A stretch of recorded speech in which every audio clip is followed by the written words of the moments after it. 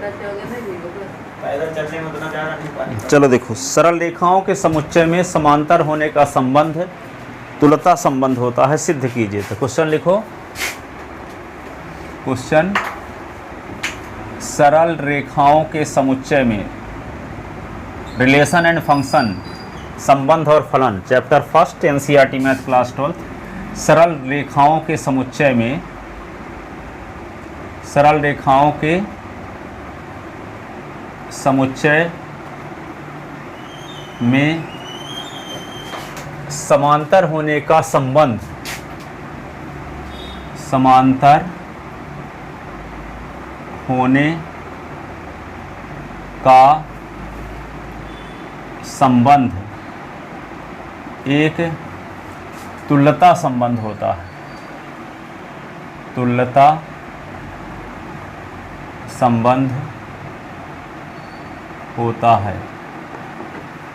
सरल रेखाओं के समुच्चय में समांतर होने का संबंध क्या होता है? तुल्यता संबंध होता है। ठीक है, तो मान लेते हैं कि कैपिटल माना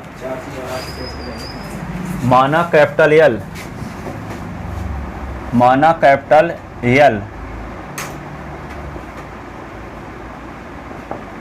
एक समतल में सरल रेखाओं का समुच्चय है, एक समतल में सरल रेखाओं का समुच्चय है। माना यल एक समतल में सरल रेखाओं का समुच्चय है। आप सुन लो, ये तो सतुल्य संबंध क्या है? जो संबंध स्वयं के बीच लगता हो। तो जैसे यल समांतर है यल की, यम समांतर होगी यम की, यन समांतर होगी यन की। तो कोई सरल रेखा खुद से समांतर संबंध के द्वारा जुड़ी है, इसलिए सतुल्य संबंध है। ठीक है, यदि मान लो यल समांतर है यम की और तो यम भी समांतर होगा यल के, तो सम्मिश्र संबंध भी हो गया। अब यदि यल समांतर है यम की और यम समांतर है यन की, तो यल समांतर हो गया यन की, तो यह संबंध है समांतर क्या होगा? सम्मित संक्रमक संबंध भी हो गया। तो जो संबंध तीनों प्रकार का होता है, स्वतुल्य, सम्मित और संक्रमक, उस संबंध को कहा जाता है तुल्यता संबंध। क्या कहा जाता है?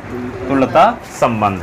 ठीक है, तो दिया माना कैपिटल एल एक समतल में सरल रेखाओं का समुच्चय है तथा एक संबंध आर, तथा एक संबंध आर यल पर निम्नानुसार परिभाषित है, निम्नानुसार परिभाषित है, परिभाषित है। कैसे परिभाषित है? आर बराबर, आर के वे एलिमेंट होंगे L1 और L2 का क्रमित युग्म, such that L1 parallel to L2। ठीक है, L1 और L2 belong in capital L। R में वे एलिमेंट L1 और L2 आएंगे जिन L1 और L2 के बीच में समांतर संबंध रहेगा, जिन L1 और L2 के बीच में समांतर संबंध रहेगा, उनका क्रमित युग्म क्या कहलाएगा? आर का मेंबर। जैसे यल समांतर है यम की, तो यल और कामा यम बिलोंग इन आर। यदि यम समांतर है यन की, तो यम कामा यन बिलोंग इन आर। ठीक है, जबकि यल और यम दोनों किसके सदस्य हैं? कैपिटल यल के। ठीक है, तो यहाँ पे आर के कौन मेंबर हैं? L1 कामा L2 टाइप के एलिमेंट होंगे जब L1 और L2 के बीच में समांतर होने का संबंध। लगा देना है दोनों में, यार किसमें? L1 समांतर L2 कोष्टक कहे को लगाओगे? हाँ, सच दैट L1 समांतर L2, जहाँ L1 L2 बिलोंग इन L, जहाँ L1 L2 बिलोंग इन L। तब सिद्ध करना है कि संबंध R एक तुल्यता संबंध है। तब सिद्ध करना है, सिद्ध करना है कि संबंध आर एक तुल्यता संबंध है, तुल्यता संबंध है। तो संबंध आर को, संबंध तो सरल रेखाओं के समुच्चय यल में, सरल रेखाओं के समुच्चय यल में संबंध आर को, संबंध आर को तुल्यता संबंध सिद्ध करने के लिए, तुल्यता संबंध सिद्ध करने के लिए, सिद्ध करने के लिए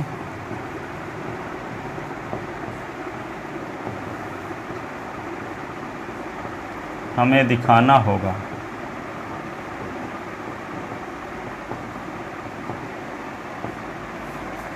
सरल रेखाओं के समुच्चय यल में संबंध आर को तुल्यता संबंध सिद्ध करने के लिए हमें दिखाना होगा कि संबंध आर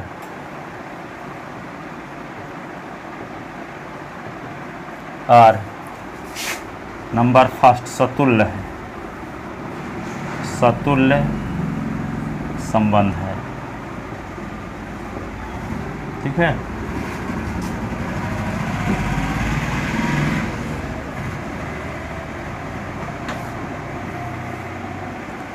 सतुल्य संबंध है तो हम जानते हैं कि कोई सरल रेखा स्वयं के समांतर होती है। हम जानते हैं कि कोई सरल रेखा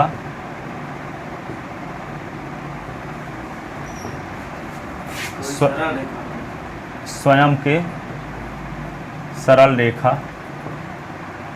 सरल लिखवे नहीं किए, कोई सरल रेखा स्वयं के समांतर होती है, समांतर होती है। अर्थात क्या लिख देंगे, L parallel to L, L parallel to L.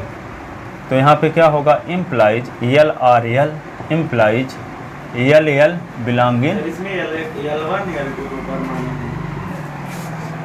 तो सतुल्य में दो ठे एलिमेंट कहाँ की जरूरत पड़ती है, हर एक सदस्य खुद से संबंध आर के द्वारा जुड़ा है, तो दो ठे एलिमेंट की जरूरत नहीं है सतुल्य में। सम्मित में दो की जरूरत है, और संक्रमक में 3 की। ठीक है, तो हम जानते हैं कोई सरल रेखा स्वयं के समांतर होती है, अर्थात यल समांतर यल। तो जब यल समांतर यल तो समांतर का नाम आर रखे हैं, तो यल आर यल। और जब यल आर यल तो L comma L belonging are.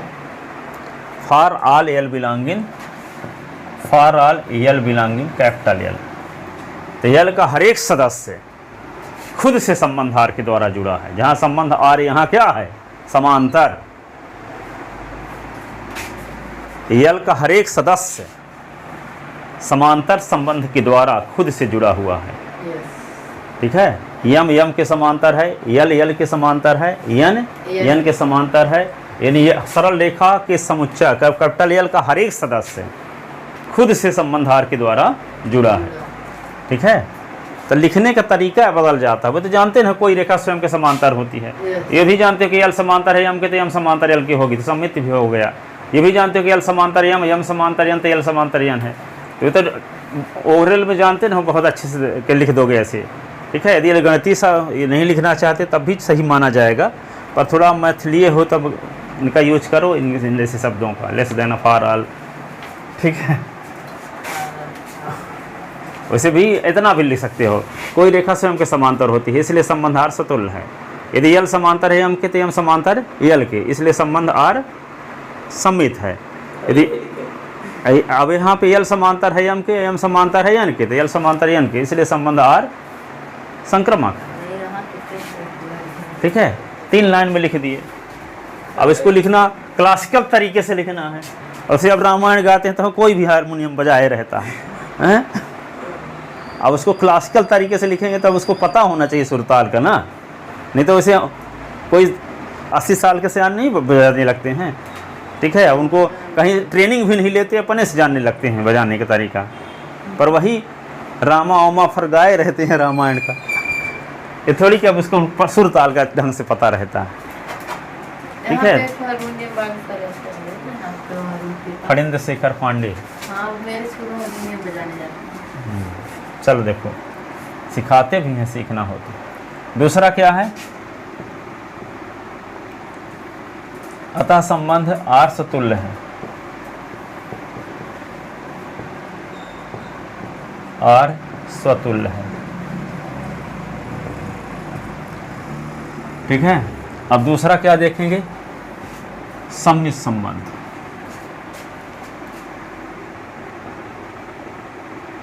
सम्मित संबंध। ठीक है। तो यदि L1 और L2 belong in are L, यदि L1 और L2 बिलोंग इन L इस प्रकार है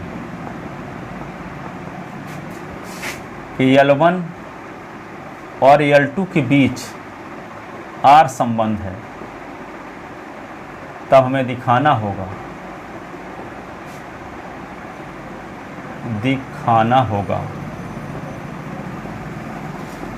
कि L2 और L1 के बीच में आर संबंध है। तो यहाँ आर की मीनिंग क्या है? पैरेलल से मतलब है। तो जब L1 आर L2 तो इम्प्लाइज, इसका मतलब हुआ L1 समांतर L2। तो जब L1 समांतर L2 तो इम्प्लाइज L2 समांतर L1। तो इसका मतलब L2 और L1 के बीच में आर संबंध। अतः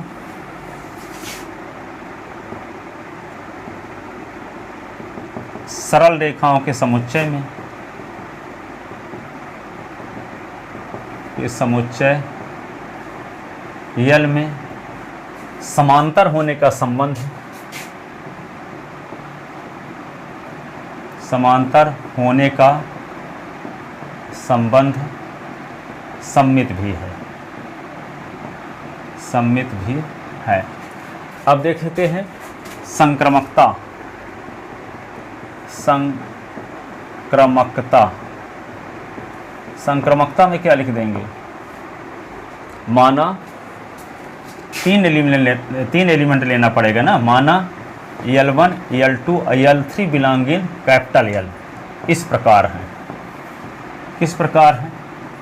इस प्रकार है कि L1 और L2 के बीच में आर संबंध है, L2 और L3 के बीच में आर संबंध है।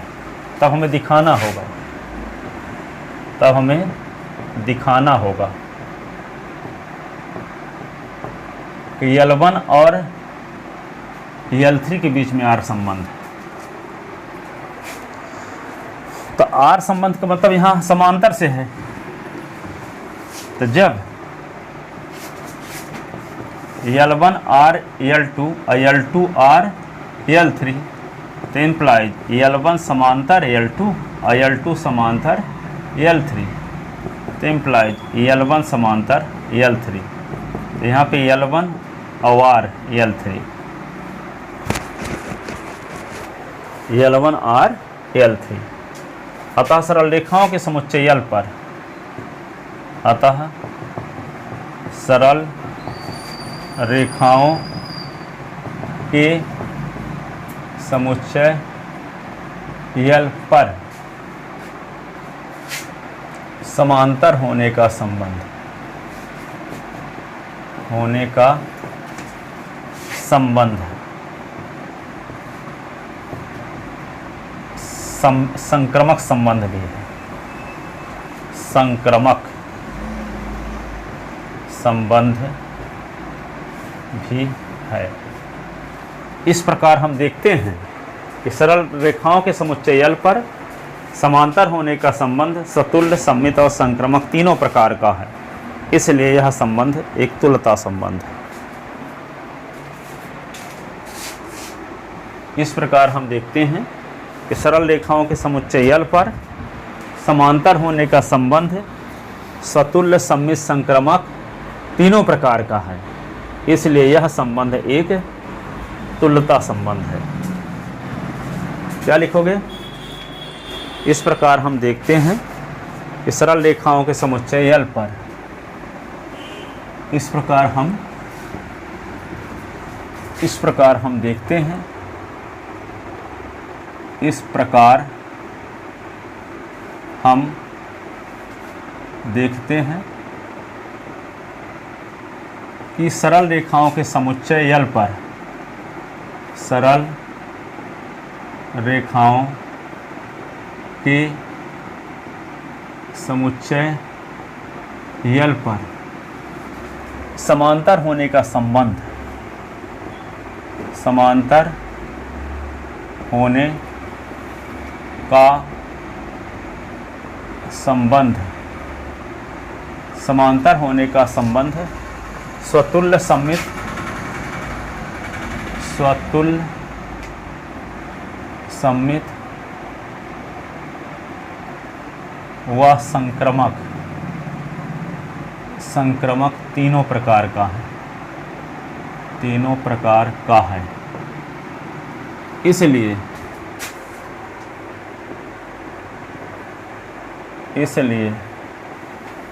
यह संबंध, इसलिए यह संबंध समुच्चय L पर, समुच्चय L पर एक तुल्यता संबंध है, तुल्यता संबंध है।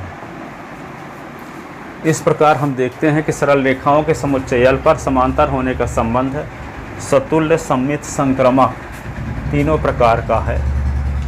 इसलिए यह संबंध समुच्चय L पर एक सतुल्य, L पर एक तुल्यता संबंध है। लिख लिए। अब देखो, त्रिभुजों के समुच्चय में सर्वांग समता का संबंध एक तुल्यता संबंध होता। लिखो क्वेश्चन अगला, सिद्ध कीजिए। नहीं लिख पाए इसको?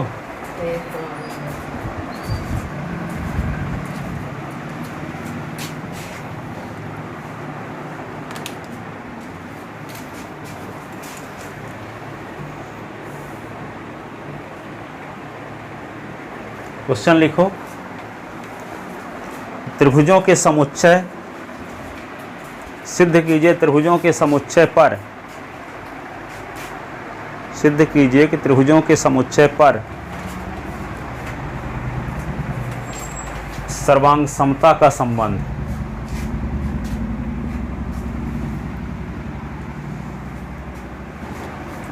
क्वेश्चन क्या है?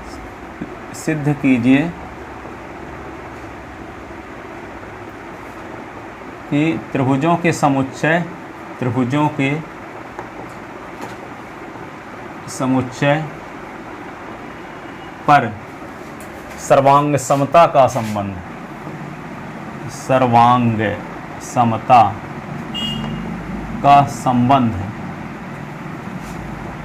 सर्वांग समता का संबंध एक तुल्यता संबंध होता है, एक तुल्यता संबंध होता है। तो इसका देखो हल, माना कैपिटल A त्रिभुजों का समुच्चय है, त्रिभुजों का सर कुछ भी यहाँ पास मान सकते हैं ना। हाँ, वहाँ यल स्ट्रेट लाइन से होता है, इसलिए यल माने थे। त्रिभुज एक का मतलब कुछ वो इससे नहीं है, एंगल ट्रायंगल होगा, टी मान सकते हो, कुछ भी मान सकते हो, पर वहाँ बता दो कि ये क्या। जैसे वहाँ यल माने थे तो लिख दिए थे कि सरल रेखाओं का समुच्चय है, सरल रेखाओं का समुच्चय है। यहाँ क्या है? त्रिभुजों का समुच्चय है। टी भी मान सकते हो, ट्रायंगल माना ए त्रिभुजों का समुच्चय है। अब अभी इंग्लिश मीडियम वालों को जो माने थे वही आपको भी मान रहे हैं, वैसे आप मानती भी सकते हो। टी जैसे ट्रायंगल का कलेक्शन, ठीक है। तो माना ए त्रिभुजों का समुच्चय है, माना ये क्या है, त्रिभुजों का समुच्चय है, तथा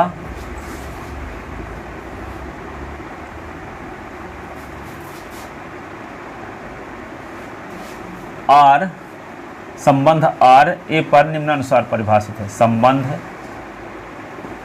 आर ए पर निम्नानुसार परिभाषित है। निम्नानुसार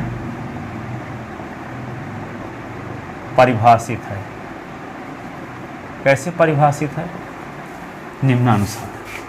तो क्या लिख देंगे, आर बराबर X comma Y such that X सर्वांगसम टू वाई। ठीक है। और यहाँ पे जहाँ एक्स और वाई बिलोंगिंग ए,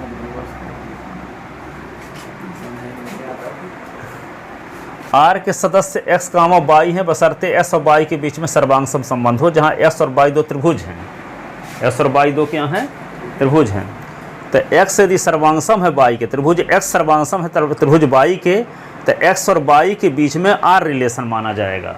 तो जब एक्स और वाई के बीच में आर रिलेशन है तो उसको हम एक्स वाई बिलोंगिंग आर भी कह सकते हैं, या एक्स आर वाई भी कह सकते हैं। कल बताए न थे कि एक छोटा है दो से, तो एक और दो के बीच में आर संबंध है, या एक दो बिलोंगिंग आर, नहीं लिखे थे?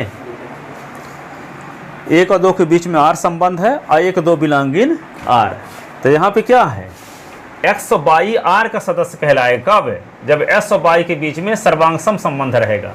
त्रिभुज एक्स सर्वांगसम होगा त्रिभुज वाई के, तब एक्स और वाई आर का सदस्य कहलाएगा। अर्थात ये भी कह सकते हो कि एक्स और वाई में आर संबंध है, जहाँ आर संबंध का नाम रखे हैं, सर्वांगसमता का नाम रखे हैं आर। ठीक है। आर का मतलब क्या है? सर्वांगसमता। ठीक है। तो संबंध आर कहीं राजधानी है, संबंध आर एक्स वाई का पिता है, तो यहाँ कौन संबंध है? सर्वांगसमता। एक्स और वाई के बीच में संबंध क्या है? सर्वांगसमता। एक्स वाई के सर्वांगसम है, वाई जेड के सर्वांगसम है, जेड एक्स के सर्वांगसम है। तो यहाँ संबंध कौन हुआ? सर्वांगसम। सदस्य कौन हुए? एक्स और वाई। किसके? ए है क्या? त्रिभुजों का समुच्चय। तो त्रिभुजों के समुच्चय में संबंध है। आर यहाँ क्या है? सर्वांगसम। तो सर्वांगसमता का संबंध है, क्या तीनों कंडीशन को फॉलो करता है? क्या कोई त्रिभुज खुद के, वैसे भी बात तो स्पष्ट है, छोड़ी सी, कोई त्रिभुज खुद के सर्वांगसम होगा? क्यों? सर्वांगसमता की शर्त क्या होती है? संगत भुजाएं बराबर, संगत कोण बराबर। तो कोई त्रिभुज खुद के सर्वांगसम होवे करेगा। मान लो एक त्रिभुज ABC है, और ABC इसकी लंबाई क्या है? ABC की लंबाई 3, 4, 5, और ये क्या है? 60, 70, 50। तो यहाँ पे देखो एक त्रिभुज, अब ये त्रिभुज, दो त्रिभुज सर्वांगसम कब होते हैं? जब दोनों के संगत भुजाएं बराबर हों, दोनों के संगत कोण बराबर हों। तो यहाँ पे क्या होगा? एक त्रिभुज फिर से ABC बना दो। तो देखो ABC और बना दिए, तो यहाँ पे क्या होगा? ये भी 60, ये 3, ये 4, और ये 5, ये 70, और ये क्या होगा? 50। तो ये कोण इस कोण के बराबर नहीं है, ये कोण इस कोण के बराबर नहीं है, ये कोण इस कोण के बराबर, संगत कोण बराबर हो गए, संगत भुजाएं भी बराबर हैं, संगत भुजाएं भी बराबर हैं। त्रिभुज ABC सर्वांगसम हो गया त्रिभुज ABC के। अब ABC कौन लिखे इतना लंबा चौड़ा नाम? तो क्या लिख दिए? त्रिभुज एक्स सर्वांगसम है त्रिभुज वाई के। तो त्रिभुज एक्स सर्वांगसम होगा एस के, कि नहीं? त्रिभुज एस सर्वांगसम होगा। कोई त्रिभुज खुद के सर्वांगसम होता है, जैसे कोई सरल रेखा खुद के समांतर होती है, तो कोई त्रिभुज खुद के सर्वांगसम भी होता है। ठीक है। तो त्रिभुजों के समुच्चय में सर्वांगसम होने का संबंध सतुल्य संबंध है, क्योंकि कोई त्रिभुज खुद के सर्वांगसम होता है। ठीक है। अब यहाँ पे देखो, यदि त्रिभुज ABC सर्वांगसम है त्रिभुज PQR के, तो त्रिभुज PQR सर्वांगसम होगा त्रिभुज ABC के। यदि एक्स सर्वांगसम है वाई के, तो वाई सर्वांगसम होगा एक्स के। तो सर्वांगसम होने का संबंध क्या हो गया? सम्मित भी हो गया। यदि त्रिभुज ABC सर्वांगसम है त्रिभुज PQR के, त्रिभुज PQR सर्वांगसम है त्रिभुज DEF के, तो त्रिभुज ABC सर्वांगसम होगा DEF के। इसलिए त्रिभुजों के समुच्चय में सर्वांगसम होने का संबंध क्या हो गया? संक्रमक संबंध भी है। जब संबंध तीनों प्रकार का हो गया, तुल्यता संबंध हो गया। सतुल्य भी है और सम्मित भी है और संक्रमक भी है। क्या है? सतुल्य है, सम्मित है और संक्रमक है। ठीक है। और शॉर्ट लैंग्वेज में लिख दें ताकि हैं? ये क्लासिकल भाषा में ना लिखे है ना। तो माना ए त्रिभुजों का समुच्चय है तथा संबंध आर ए पर एक, इसको मिटाओ फिर। तो माना ए त्रिभुजों का समुच्चय है तथा समुच्चय ए में सर्वांग सम होने का संबंध। लिख चुके हो? होगा, लिखे रहो, अर्थात लिख लो, अर्थात और लिख लो। अर्थात समुच्चय ए में संबंध आर, संबंध आर सर्वांग समता है, सर्वांग समता है। सर्वांग समता ब्रैकेट में ऐसे चिन्ह बना सकते हो, ऐसे, ये सर्वांग समता का चिन्ह।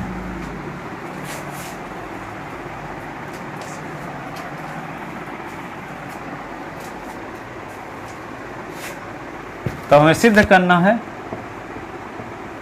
तब हमें सिद्ध करना है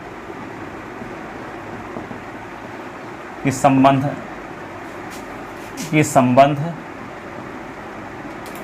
सर्वांग समता,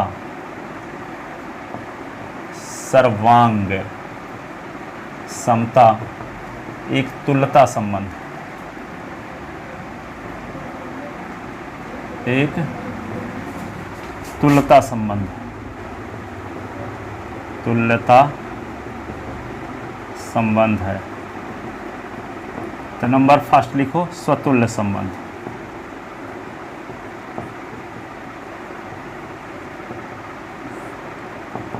तो चूंकि हम जानते हैं कोई त्रिभुज खुद के सर्वांग सम होता है, चूंकि हम जानते हैं कोई भी त्रिभुज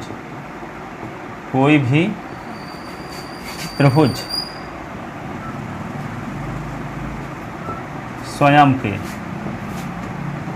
सर्वांग सम होता है, सर्वांग सम होता है। क्योंकि हम जानते हैं कोई भी त्रिभुज स्वयं के सर्वांग सम होता है, ठीक है। इसलिए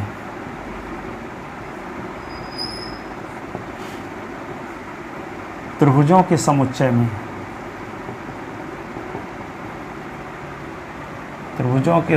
में सर्वांग समता का संबंध है, सर्वांग समता का संबंध सतुल्य संबंध है।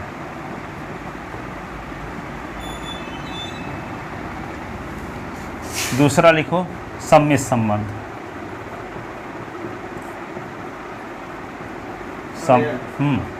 सम्मित संबंध,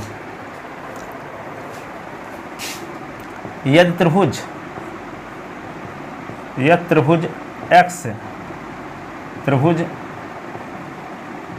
बाई के सर्वांग सम है, बाई के सर्वांग सम है, तब त्रिभुज बाई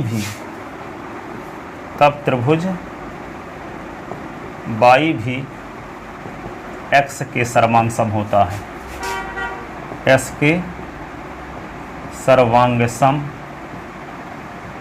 होता है। इसलिए त्रिभुजों के समुच्चय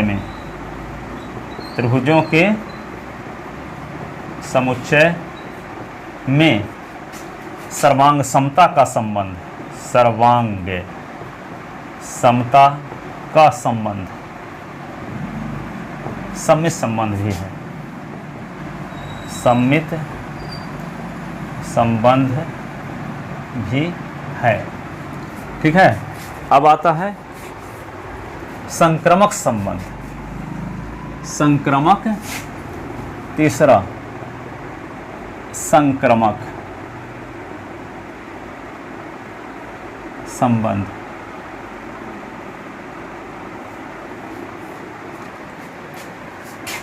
तो यदि त्रिभुज एक्स त्रिभुज बाई के सर्वांग सम है, बाई के सर्वांग सम है तथा त्रिभुज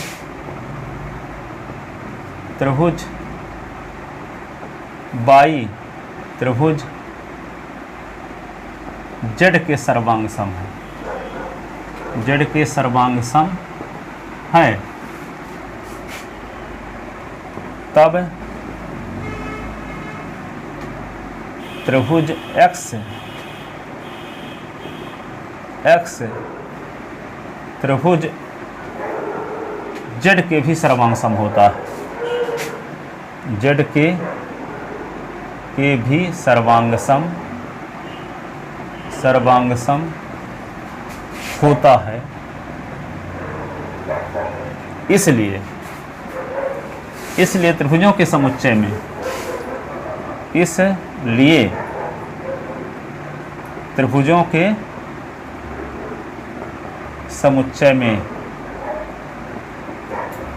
त्रिभुजों के समुच्चय में सर्वांग समता का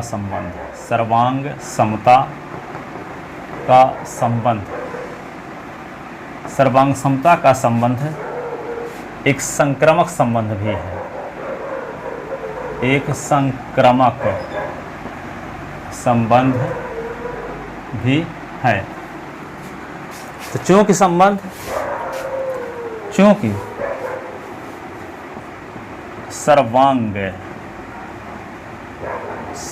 समता का संबंध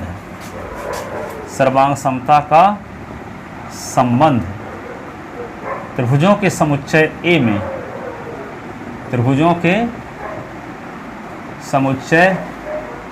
ए में स्वतुल्य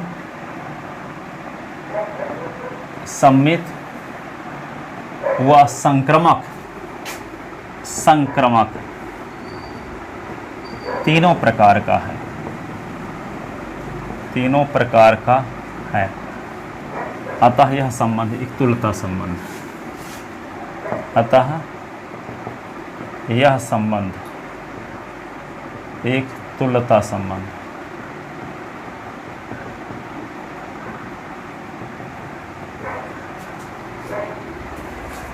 भाषा लिख दी, ये भी सही है। इसमें भी और कुछ लिखना है, बस वो लिखना है। और कुछ नहीं लिखना है। ऊपर वाले में छोटा सा ऊपर वाले में बस इतना ही लिखना है जैसे लिखे हैं। नहीं, जो उसके अर्थात तो पहले जो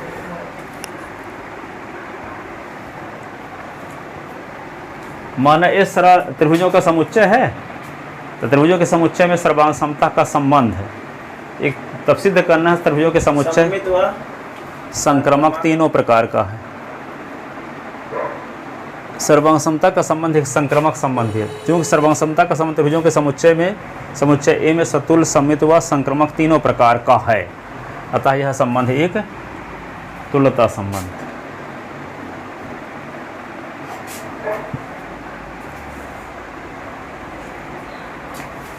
ऐसे वहां भी लिख सकते थे, सरल रेखाओं के समुच्चय में समांतर होने का संबंध है, तुल्यता संबंध है। तो कोई सरल रेखा स्वयं के समांतर होती है, अतः सरल रेखा के समुच्चय यल पर समांतर होने का संबंध सतुल्य संबंध है।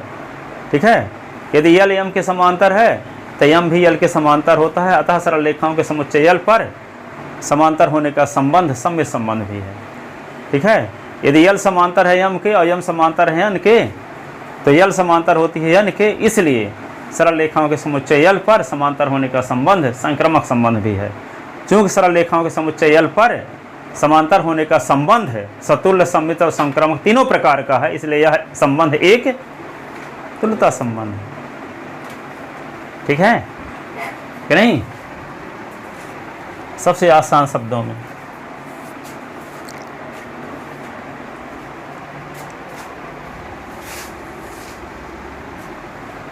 लिख ले।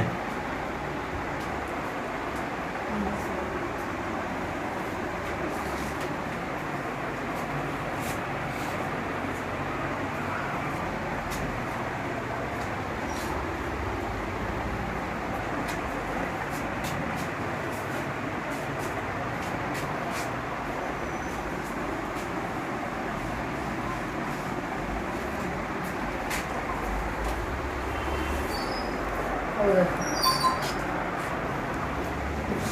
हो गया। अब देखो तीसरा क्वेश्चन देखो। अब माना आई एक पूर्णांक संख्याओं का समुच्चय है।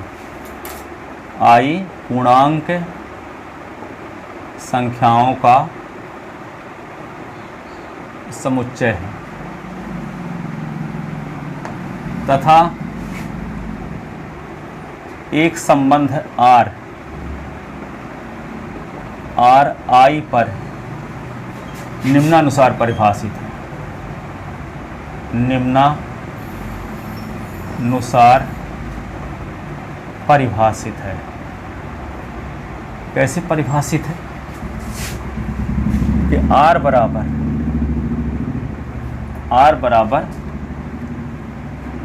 A, B such that 5 divisor of A minus B। हाँ, 5 divisor of A minus B where जहाँ A और B belong in I। तब दिखाइए क्या माना है। आई क्या है, मान लिया गया है कि आई पूर्णांक संख्या का समुच्चय है। जेड भी मानते हैं पूर्णांक संख्या के समुच्चय को। तो इस क्वेश्चन में माना गया है कि आई पूर्णांक संख्याओं का समुच्चय है। एनसीईआरटी किताब खोलो ना, उसमें देखो माना वाना सब लिखा है। फलन इस फलन पर विचार करते हैं।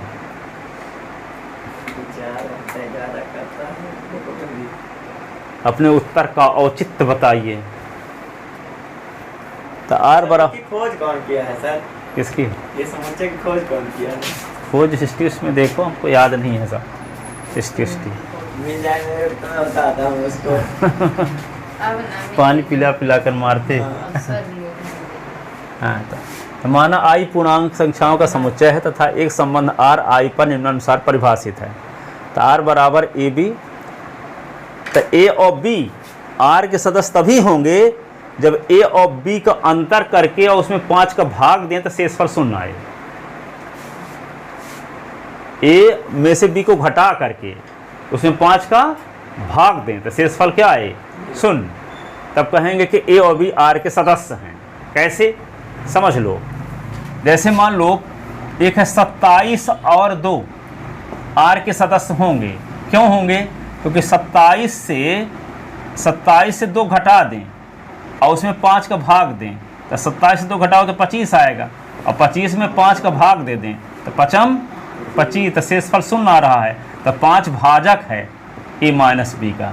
तो 5 भाजक है। 5 भाजक है किसका? 27 माइनस 2 का। 27 माइनस 2 का भाजक है 5। तो 27 का 2 R का सदस्य है। 27 का 2 R का सदस्य होगा। ठीक है। तो वही कहता है कि A और B R के सदस्य तभी होंगे जब A और B का अंतर करें और उसमें 5 का भाग दें तो शेषफल 0 आए। तब कहलाएगा कि R का सदस्य AB है। तो ये जो संबंध है पूर्णांक संख्या A और B लेना कहाँ के सदस्य है? पूर्णांक संख्याओं के सदस्य लेना है और अक्रमित युग्म बनाना है। ठीक है। और इस प्रकार से बनाना है कि A और B का अंतर करें और 5 का भाग दें शेषफल 0 आए। वही एलिमेंट R में रख दो। कौन कौन एलिमेंट R में रखोगे? जिन 2 एलिमेंट का डिफरेंस करने से और उसमें 5 का भाग देने से शेषफल 0 आता होगा, उन एलिमेंट का क्रमित युग्म R में उपस्थित है। तो ऐसी कंडीशन में R के जो सदस्य हैं वह तीनों कंडीशन, तीनों संबंध को सेटिस्फाई करेंगे। सतुल्य भी होगा, सममित भी होगा, संक्रमक भी होगा। ठीक है। अर्थात एक तुल्यता संबंध होगा। तो भागफल कुछ भी आ सकता है, उधार करेंगे तो मतलब जैसे 30 है, शेषफल 0 आएगा, भागफल से मतलब नहीं है। शेषफल 0 आएगा तो भाजक कहलाएगा। या बोल सकते हैं कि A minus B divisible by 5, यानी A और B 5 से विभाज्य हो। A माइनस B 5 से विभाज्य हो, या कि लिखो A माइनस B का भाजक 5 हो। A 5 divisor of A minus B। या ऐसे भी लिख सकते हैं इसी को, R बराबर क्या लिख दो?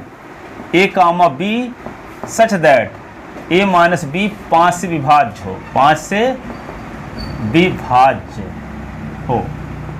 ऐसे such that a minus B 5 से विभाज्य हो। सर अगर a माइनस बी अपॉन 5 करे तो नहीं जाएगा सही? क्या a माइनस बी अपॉन 5, इसमें 5 अपॉन a माइनस बी कैसे है? 5 अपान, यहाँ पे देखो ये चीज़ समझाते हैं आपको। 5 अपान a माइनस बी का मतलब क्या होता है? ये भाजक का चिन्ह है, ये पहली बार टकराया है। हम बीएससी सेकंड ईयर से जाने थे, आपको ब्राह्मण में हम बता रहे हैं।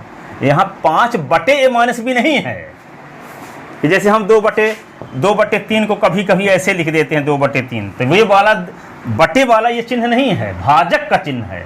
भाजक का मतलब क्या है कि इस वाली संख्या में इसका भाग देने से शेषफल शून्य आ रहा है, इसीलिए इसको कहा जाता है डिवाइजर का चिन्ह, इसको बोलते हैं। बटे वाला तो वो अपान वाला है। हाँ? हम सोच मैं अपाने में लिख लेता हूं। अपान नहीं है, वो भाजक का चिन्ह है। तो 5 भाजक है a माइनस बी का, अर्थात क्या लिखोगे? r एक बार और लिख दें, r is equal to A comma B such that 5 a minus B का भाजक है।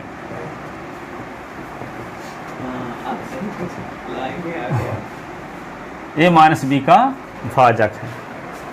तुमको भी भूल जाएगा तो बटे लगाने लगो कुछ दिन बाद।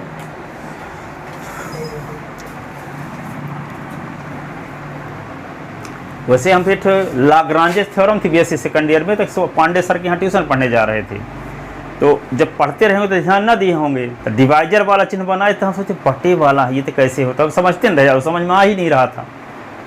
ठीक है, जब फिर कभी पढ़ाए हम उस ग्रुप थ्योरी को, तब समझ में आया कि ये डिवाइजर है, वो बटे वाला नहीं है। पर पढ़ते समय समझ में नहीं आया था, याद करके चले गए थे। पर हम समझते वही थे जैसे तुम समझ रहे हो कि ये बटे है। वो ऐसे लग ही रहा है। हाँ, क्योंकि हम उसको तो जानते नहीं थे कि और चिन्ह भी होता है, भाजक का चिन्ह इस प्रकार का होता है, तो हम जानते नहीं थे इस बात को। जब जिसको जानते नहीं तो कैसे आप मान लोगे कि ऐसा कुछ भी हो सकता है? अपनी बुद्धि से उसको दिमाग लगाओगे।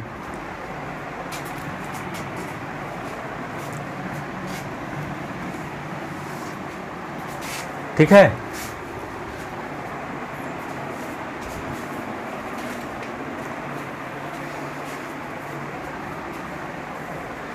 तो हर एक संख्या जीरो का भाजक होता है कि नहीं?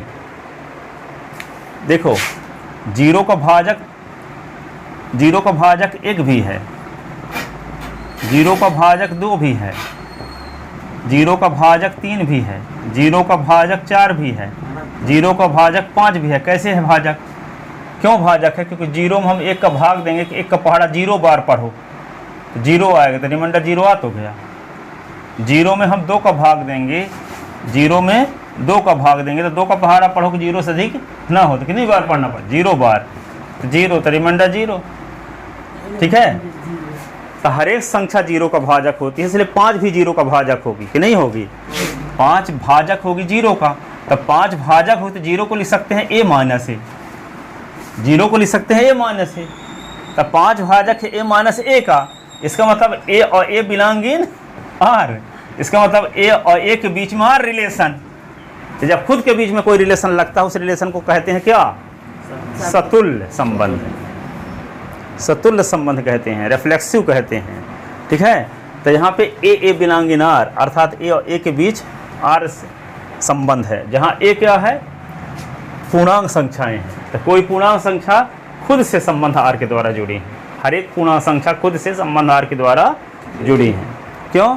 क्योंकि 5 भाजक होता है जीरो का, जीरो के स्थान पे कोई संख्या ले सकते हैं, 2 माइनस 2 भी ले सकते हैं, 3 माइनस 3 भी ले सकते हैं, 4 माइनस 4 भी ले सकते हैं। तो इसका मतलब 2 और 2 के बीच भी r संबंध, 3 और 3 के बीच भी संबंध r, 4 और 4 के बीच भी संबंध r, 5 और 5 के बीच भी संबंध r। तो पूर्णांक संख्याओं के समुच्चय का हर एक सदस्य खुद से संबंध r के द्वारा जुड़ा है कि नहीं?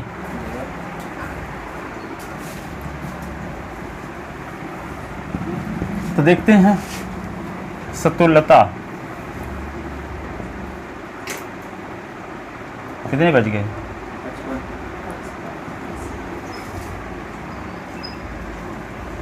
स्पष्टतः 5 इज डिवाइजर ऑफ 0, तो 5 is divisor of 1 minus 1, 5 is divisor of 2 minus 2, 5 divisor of 3 minus 3, तो 5 डिवाइजर ऑफ 4 माइनस 4। तो इसका मतलब क्या हुआ, 1 और 1 के बीच आर संबंध, 2 और 2 के बीच आर संबंध, 3 और 3 के बीच आर संबंध, 4 और 4 के बीच आर संबंध। तो ए और ए के बीच आर संबंध, for all A belong in I. इनको सबको लिखे ना। हाँ लिख दो तो और अच्छा समझ में आएगा।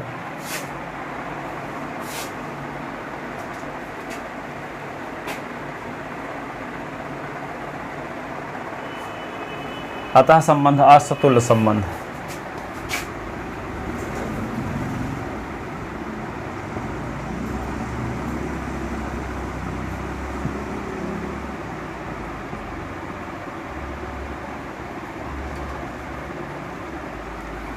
अतः संबंध अर्थ सतुल्य संबंध है। दूसरा क्या लिखोगे,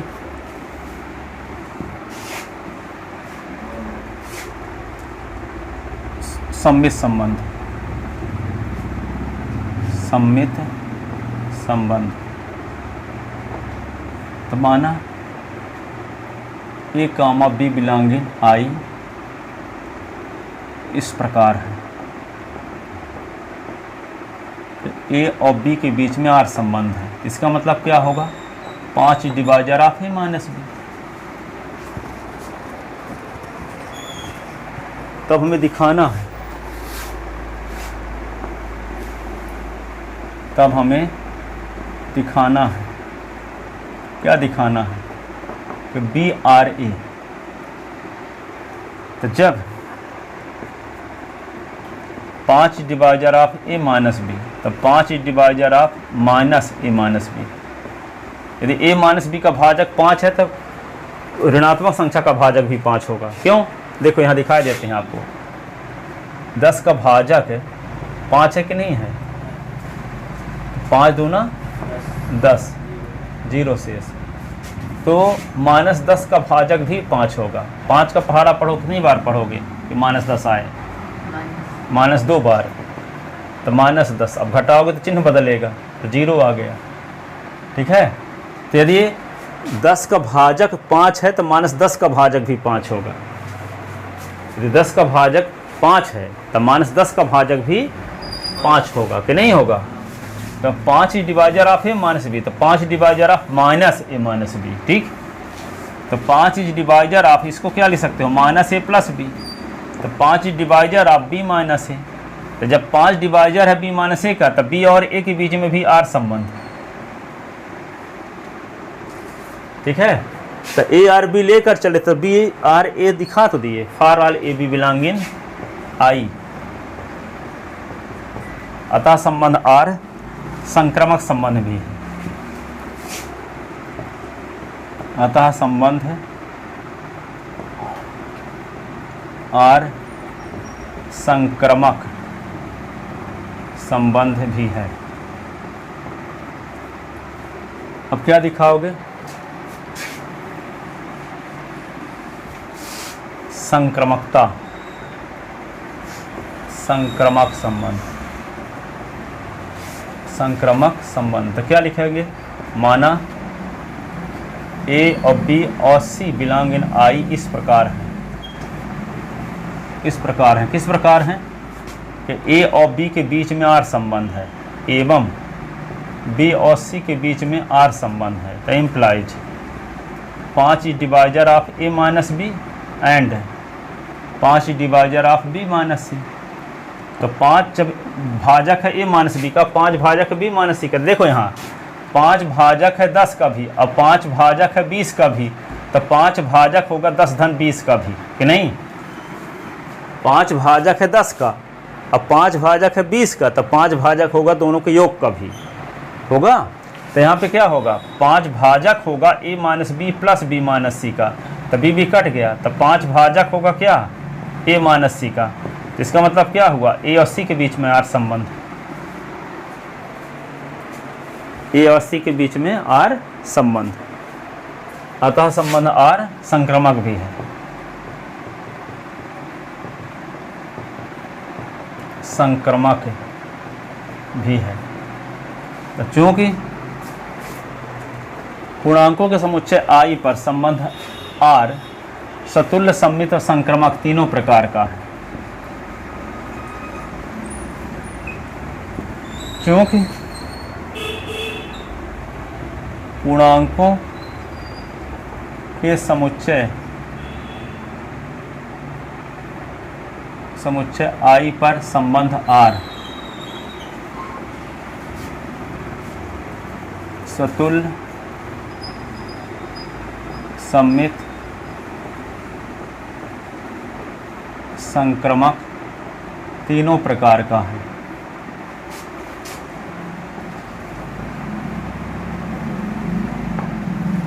क्योंकि पूर्णांकों के समुच्चय I पर संबंध R सतुल्य, सम्मित, संक्रामक तीनों प्रकार का है, अतः संबंध R एक तुल्यता संबंध, अतः संबंध R I पर एक तुल्यता संबंध है। अतः संबंध R I पर एक तुल्यता संबंध है।